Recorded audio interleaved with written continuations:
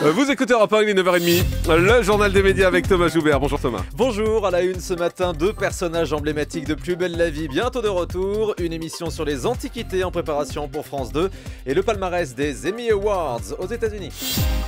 Et on commence avec Plus belle la vie qui va retrouver deux de ses personnages emblématiques. Ninon et Rudy, vos deux personnages préférés, sont partis. Jean-Marc. Bah oui, je sais qu'il vous manquait depuis qu'ils ont quitté la série de France 3 en mars dernier.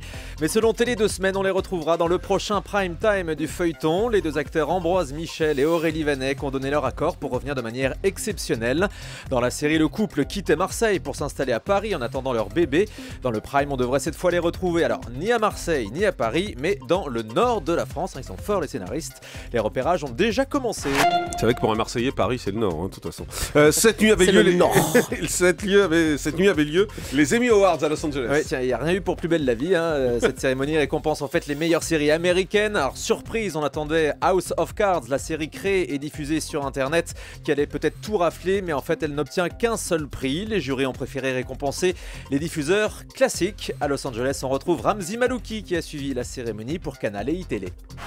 Grand gagnant de ces Emmys, Ma vie avec Liberace, qui, je le rappelle, contrairement à la France où le film est en salle, il est considéré ici comme un téléfilm car il a été diffusé sur le câble, d'où sa présence au Emmys. 3 prix pour le film de Soderbergh. Steven Soderbergh, justement, meilleur réalisateur. Michael Douglas, meilleur acteur.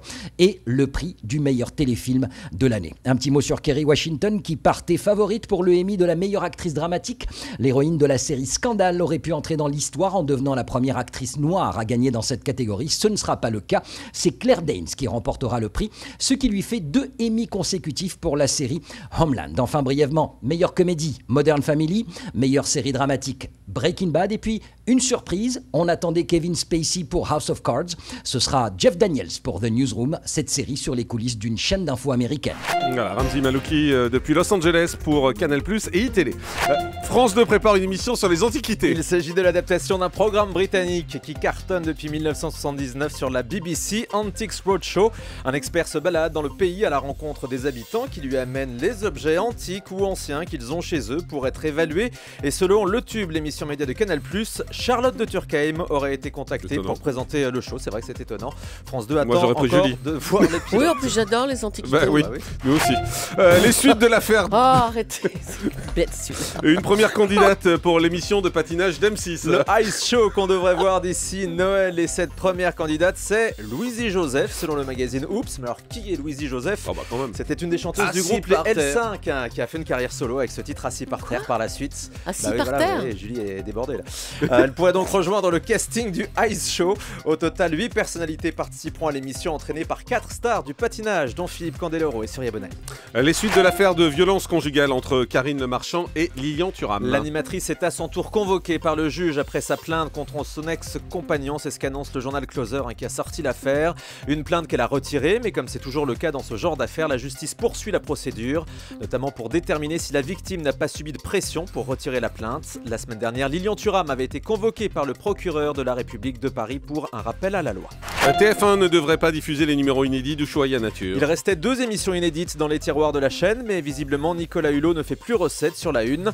Le dernier Ushuaïa Nature, diffusé en prime, n'avait réuni que 13% de téléspectateurs le 25 décembre 2012. Du coup, les 2 derniers numéros inédits de son émission seront diffusés sur le câble et le satellite, sur la chaîne Ushuaïa TV, quoi de plus normal.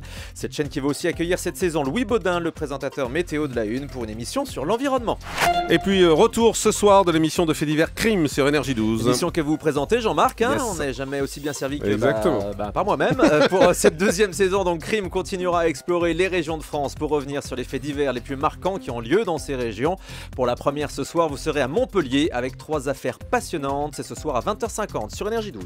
Et puis on a appris le décès vendredi de Gilles Verland, célèbre journaliste musical et chroniqueur télé. L'ex-comparse d'Antoine Decaune sur Canal+ est mort vendredi à l'âge de 56 ans. Il serait décédé des suites d'une chute dans des escaliers. Gilles Verland avait notamment été le biographe de nombreux artistes, dont Serge Gainsbourg, auteur ou co-auteur de nombreux ouvrages. On connaissait aussi beaucoup sa voix à la radio sur plusieurs stations, également pour des pubs et des bandes annonces. Allez, on termine avec le chiffre du jour. 24 000 €, c'est la somme déjà récoltée par le club Taratata, lancé la semaine dernière sur Internet. L'objectif était de réunir 16 000 €. Objectif atteint donc. Nagui a lancé cette souscription sur le site My Major Company, donc pour faire revivre Taratata sur Internet. On vous en a déjà parlé, vous pouvez donner de 1 à 1 000 €. Voilà, 1 euro, vous pouvez voir l'émission en avant-première et à 1 000 euros, vous avez la totale. Vous pouvez vous rendre sur le plateau pour assister à tout ça aux premières loges. Merci beaucoup Thomas Joubert.